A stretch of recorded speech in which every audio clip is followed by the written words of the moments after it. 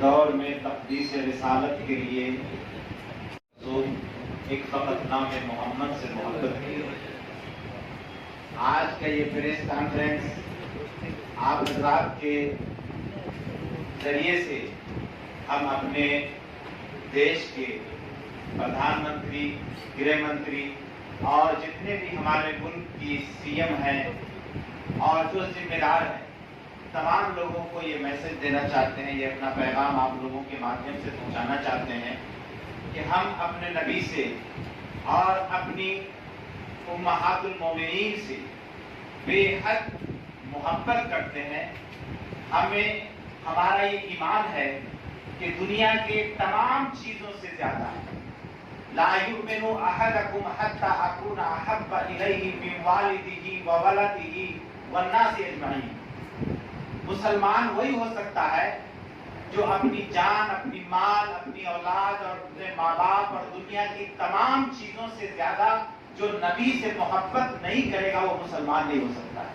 ये हमारा ईमान है। और आज जो बीजेपी की प्रवक्ता और उनके दो लोग जिस तरीके से हमारे प्रोफेट मोहम्मद उम्महातुल मोमिनीन के ऊपर लांछन किया है, जिस तरह से गलत कमेंट पास किया है, उसकी सख्त लफ्जों में मजम्मत करते हैं और अपने भारत सरकार से और अपने तमाम डिपार्टमेंट से हम ये मांग करते हैं कि उनके ऊपर एफआईआर हो, उन पर कानूनी कार्रवाई हो, उनको गिरफ्तार किया जाए, उनको जेल के पीछे जाना चाहिए, उसको सजा होनी चाहिए। सिर्फ उनको पार्टी से निलंबित कर देना या कुछ दिनों के लिए उसको हटा देना ये काफी नहीं है। हमारा ये डिमांड है। और इसी के साथ हम जो पूरे दुनिया के मुसलमानों को इससे ठेस पहुंची है और पश्चिम बंगाल में भी आज जो पश्चिम बंगाल एक अमन का गहवारा है, जो यहाँ के लोग के अंदर भाईचारा है, आज इस भाईचारे को बीजेपी और उनके लोग तोड़ना चाहते हैं। हम आपके माध्यम से ये पैगाम देना चाहते हैं कि इंशाअल्लाह हमारा ये भाईचारा नहीं टूटेगा। हम लोग जिस तरह मिलजुल करके रहते रहेंगे, इसी के साथ हम अपने तमाम उन भाइयों से अपील करना चाहते हैं कि जो लोग जहां एहतजाज कर रहे हैं वो एहतजाज जरूर करें। हमें भी तकलीफ पहुंची है, हम एहतजाज करने आए हैं आप लोगों के माध्यम से। आप लोगों का भी प्रेस का बहुत बड़ा रोल है कि हमारी बात आप हुकूमत तक पहुंचा रहे हैं।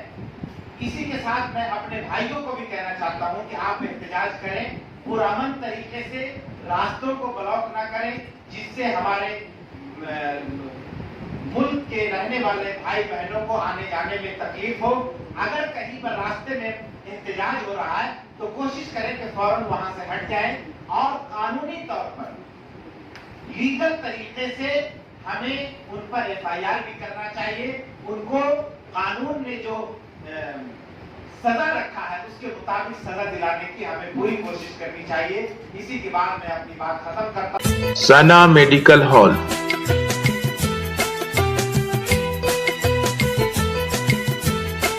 10% discount on every medicine. Oxygen cylinder also available.